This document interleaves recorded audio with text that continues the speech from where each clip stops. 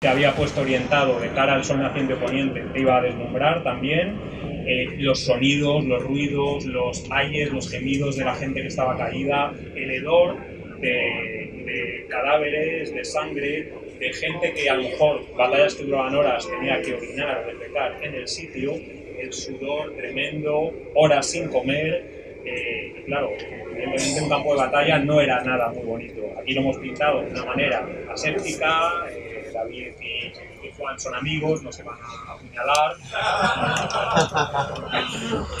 También nos han dicho la gente de la FNAC ni lo del caballo ni sangre, entonces nos atenemos a esto. Pero evidentemente una batalla en el mundo antiguo era algo muy diferente, algo tan cruel como son las batallas en el mundo actual. No lo glorificamos, no nos gusta, pero forma parte de nuestra historia, forma parte de lo que es el ser humano, y creo que es importante conocerlo y saber cómo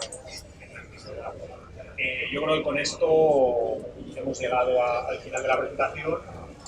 Falta que Mitra escoja al ganador y también nos gustaría pasar un micrófono a los asistentes para las preguntas que cualquiera de ustedes tengan a bien hacernos.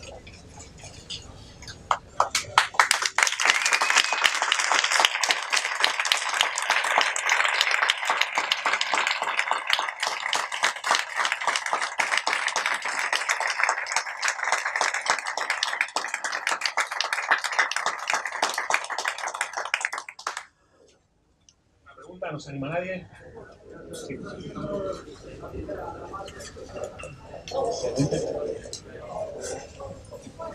¿Soy? Vale, yo he entendido que en las legiones romanas siempre había mucho espacio entre cada soldado para, aparte de tener facilidad en el combate, permitir el relevo entre soldados.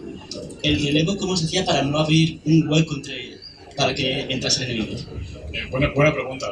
De hecho, estupenda porque llevamos, el mundo académico lleva décadas dándole vueltas a ese misterio, a ese crucum que nadie sabe muy bien cómo responder. Últimamente, precisamente, en los últimos años, parece que se ha ido desvelando por lo menos una hipótesis que parece relativamente satisfactoria para intentar comprender es cómo se producía ese famoso relevo de líneas del que hablan tanto las fuentes, insisten una y otra vez en ello, y sin embargo para nosotros nos resulta tan difícil de comprender, sobre todo porque los académicos antiguos habían partido de una premisa como eran las formaciones geométricamente perfectas de unidades, una centuria cuadrada, tantos hombres de frente, tantos hombres de lado, cuadrada que avanza y se mueve por el terreno de forma perfectamente ordenada, cuando en realidad ese era el error principal a la hora de interpretarlo. En realidad, de lo que estamos hablando, o por lo menos de lo que hablan en la actualidad los investigadores de este tema, es de unas formaciones muy difusas, lo que se conoce como blobs en inglés, según la terminología inglesa, o amebas, según la terminología de algún académico hispano, formaciones muy laxas de hombres en torno probablemente a un centurión o varios quizás en el caso de que fueran unidades mayores, y una enseña o varias en el caso de necesario. Por lo tanto, tropas que se unen, y esto, la lectura atenta de las fuentes parece que demuestra esta realidad, tropas que se unen a un centurión arrojado o corajido, bravo, que en un momento determinado decide encaminarse con una serie de tropas contra el enemigo y combatir con él y volver. Y en ese contexto de unidades muy laxas, es como se comprende mucho más fácilmente ese famoso relevo de líneas de que hablan las fuentes literarias. En realidad no estamos hablando tanto de relevo de líneas físicas de hombres, sino de relevo de estandartes y las gentes que hay en torno suyo. Una línea de estandartes va hacia atrás o otra línea va hacia adelante y los hombres más o menos se fijan en su estandarte y lo siguen, y punto. Pero no estamos hablando de líneas físicas ordenadas perfectas.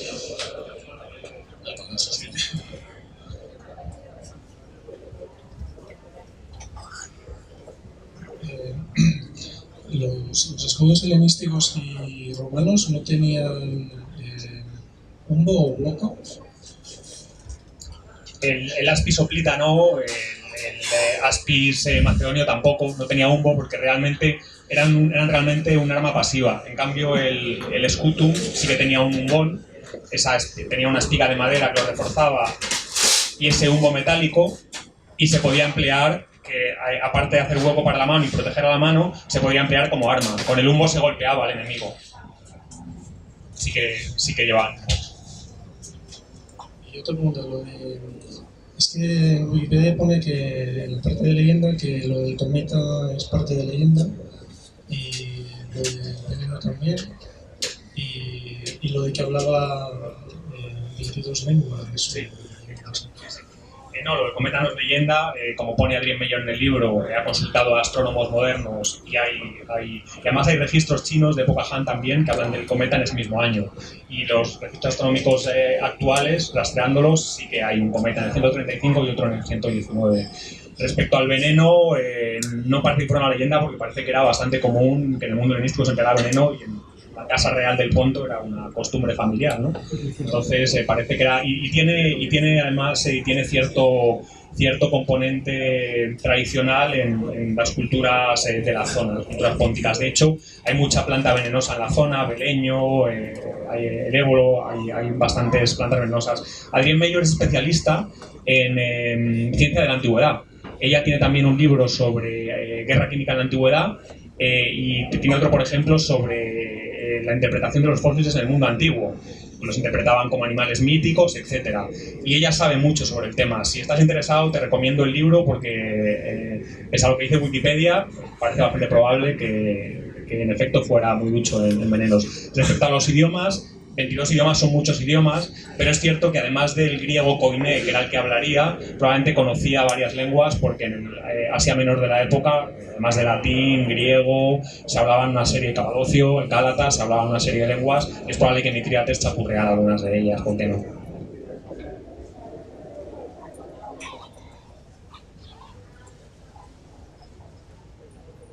¿Es cierto que los Pila, uno de los objetivos que tenía era dejar sin efecto el escudo del enemigo? Bueno, son dos preguntas, sí. En cuanto a dejar sin efecto el escudo del enemigo, efectivamente, si las fuentes reiteran eso en varias ocasiones. Una vez clavado en el escudo contrario, sí que es verdad que lo inutilizaba porque al ser difícil la extracción de la punta de la moarra del interior del escudo, es verdad que pesaba el escudo del enemigo y posiblemente pues lo acabara tirando, descartando y luchando sin él, si no veía un momento para sentarse y quitarlo. En cuanto a la rotura bueno, hay una tradición mítica infundada que consiste en defender que la moarra, la parte metálica del pilum, estaba destinada a doblarse con el golpe. Eso parece que no hay ninguna fuente que lo acredite. Por el contrario, sí que hay una referencia, creo que es en las vidas paralelas, cuando habla de la historia de Mario, cuando indica que el propio Cayo Mario, el cónsul, ordenó a sus tropas que sustituyeran uno de los dos virotes, uno de los dos remaches. Aquí vemos precisamente los dos virotes de que consta esta sustituyeran uno de ellos, que en teoría ambos debían de ser metálicos, sustituyeran uno de ellos por una pequeña virola de madera, un pequeño vástago de madera. De este modo sí que efectivamente podría romperse en el momento del choque e inutilizar efectivamente el escudo contrario. Pero es una medida que solamente se utilizó en un pequeño periodo.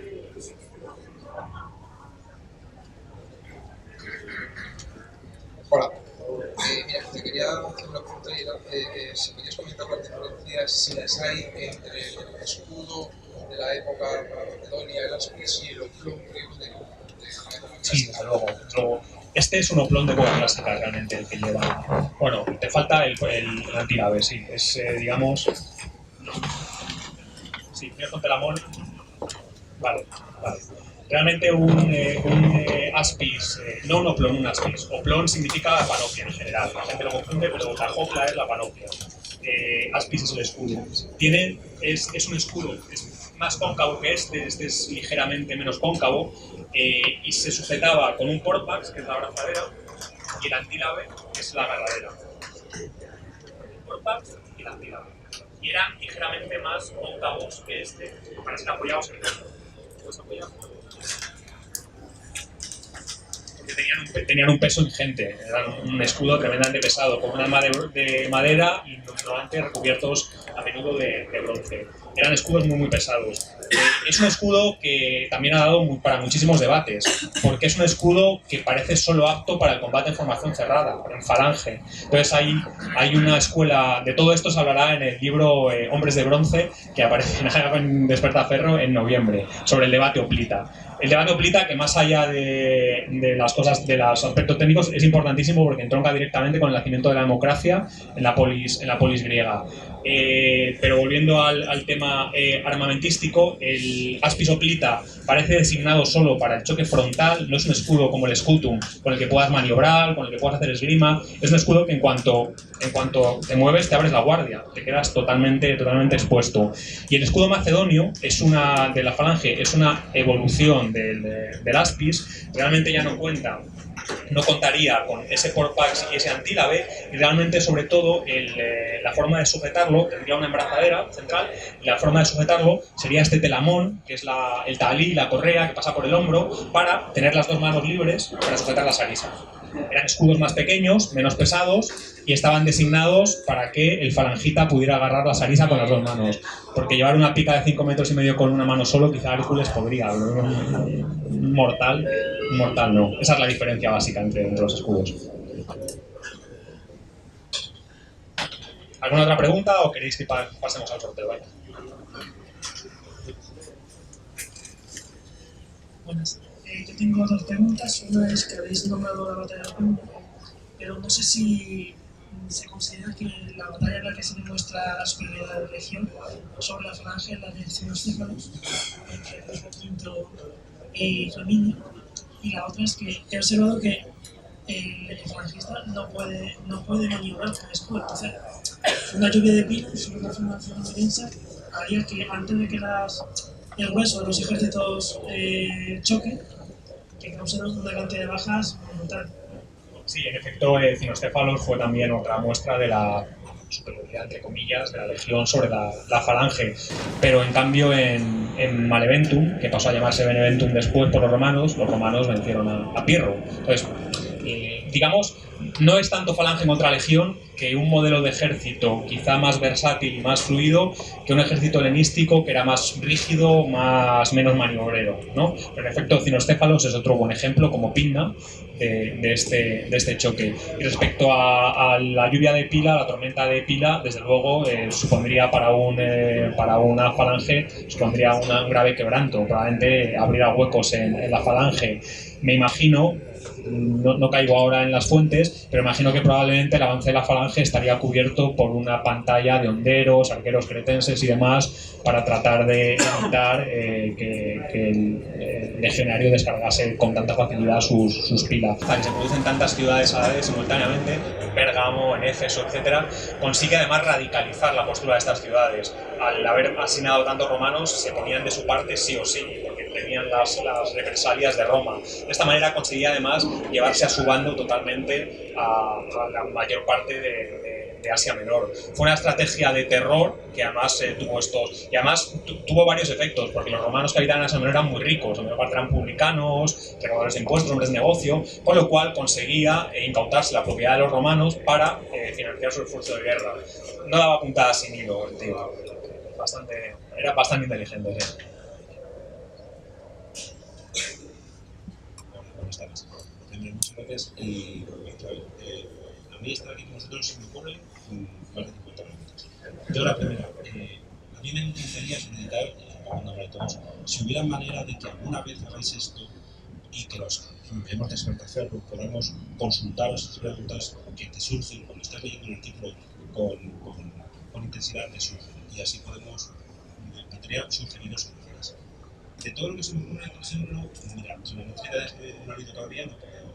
Pero mira, Despertaferro, este último de los teutones, que lo he leído sucesivamente, una pregunta que se me ocurre en nivel extensivo de las romanos contra cartagineses es lo siguiente. Una cosa en el mundo antiguo es una conquista militar, que una conquista militar conlleva, es onerosa, puede ser exitosa en mayor o menor medida, y otra cosa es, por ejemplo, el proceso de colonización. Mi pregunta cuando yo estaba leyendo que por ejemplo, el proceso de colonización en Germania falló es ¿cuándo se puede considerar? ¿Qué tiempo puede tener que pasar? ¿Qué circunstancias pueden darse entre una conquista militar la respuesta, por ejemplo, también se ha debatido mucho en congresos eso, y se responde esa pregunta a veces con otra pregunta, que es ¿cuándo se romanizó Grecia? Claro, nunca, ¿no? Realmente, pero sí que se puede considerar que evidentemente estaba pacificada la zona. Realmente no es una gradación, por tanto, que va avanzando, pero que evidentemente no hay un momento clave. De hecho, como sabemos, en el caso de Grecia, pues es paradigmático, ¿no? Como Grecia incluso colonizó culturalmente a Roma, de modo que hasta cierto punto incluso son efectos que van en ambas direcciones. Es un fenómeno realmente muy complejo. En el caso de Germania, efectivamente, como dices, fracasó por completo porque la imposición romana fue demasiado breve en el tiempo, brevísima, y fundamentalmente, bueno, también por la torpeza del propio gobernador Varo y la incapacidad para identificar pues, las amenazas que se cernían sobre él, pero fundamentalmente por su mala administración. Sí, efectivamente hay numerosísimos casos, también por ejemplo en la conquista de la península ibérica, numerosísimos casos de torpeza por parte de los gobernadores locales, procónsules, pretores, etc. Y romanización que va a trompicones, podríamos decir. Sí, que es a veces pacificación, otras veces romanización a través cultural, a través de la cultura, de formas mano izquierda o mano derecha, según el caso, según el lugar. La romanización, desde luego, siguió derroteros completamente diferentes según la cultura con la que se encontraran. Si era una cultura más cercana, obviamente era más fácil, más asimilable, como en el caso fundamentalmente de los reinos helenísticos que se encontró Roma en el Oriente Mediterráneo, porque al fin y al cabo, y como muchos autores defienden, Roma incluso es un estado helenístico hasta cierto punto muy helenizado, por tanto era muy fácil la romanización, o por lo menos asunción dentro de sus propias instituciones romanas de estados que ya pertenecían a esta órbita cultural helenística, con instituciones muy similares, ¿no? Con asambleas, con magistraturas, etcétera, con órganos de distinto tipo, pero muy similares en cuanto a sus funciones, etcétera, y atribuciones. En cambio, por ejemplo, cuando Roma se encuentra con pueblos completamente diferentes, como en el caso del germano, que además están divididos en infinitud de una miriada de estados, de autoridades políticas distintas, o se encuentra, por ejemplo, con el caso de los lusitanos, que tienen unas instituciones completamente diferentes, que tienen el Versacrum, etc. En fin, son pueblos que son mucho más difícilmente asimilables para Roma. Y el principal elemento de romanización que utiliza Roma fundamentalmente es primero la romanización de las propias élites. Por ejemplo, Sertorio en Hispania crea una escuela en la que introduce una escuela a la romana, en la que introduce a los niños, a los hijos de los aristócratas que trabajan para él, que son sus aliados. Ese tipo de herramientas son muy útiles, y luego naturalmente pues la pura espada.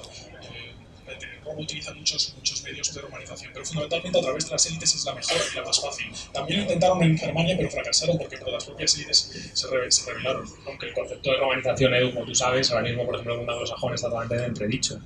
Incluso es anatema emplear romanización. Antes es un proceso de doble sentido, y los romanos no lo hacen conscientemente tampoco. Ellos no tienen ningún interés ni en que se hable latín, ni que se construyan foros en las provincias, ni teatros, ni nada. Más que a las élites provinciales les interesa sentirse romanos y identificarse con el poder dominante. Pero Roma no lo hace de manera consciente. Roma ni alfabetiza y propaga sus cultos de manera consciente, lo que pasa es que en procesos de mímesis, porque a los provinciales les interesan, ¿sabes? Me parece además tu pregunta súper interesante, y me parece además tu sugerencia de hacer un fórum de lectores directores.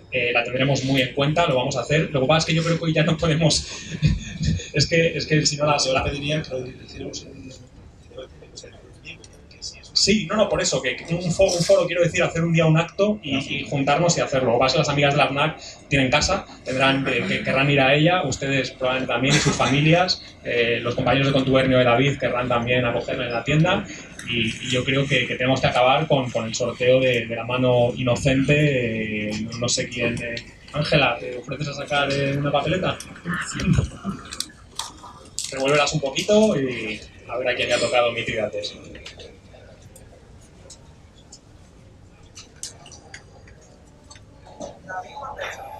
David, ¿qué puntuación de superhéroe tiene?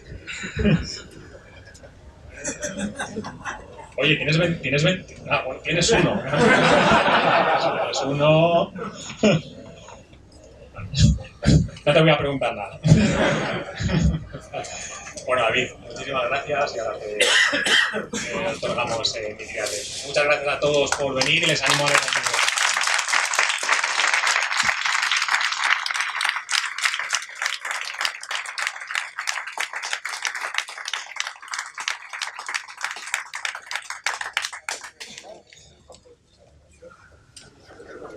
Gracias.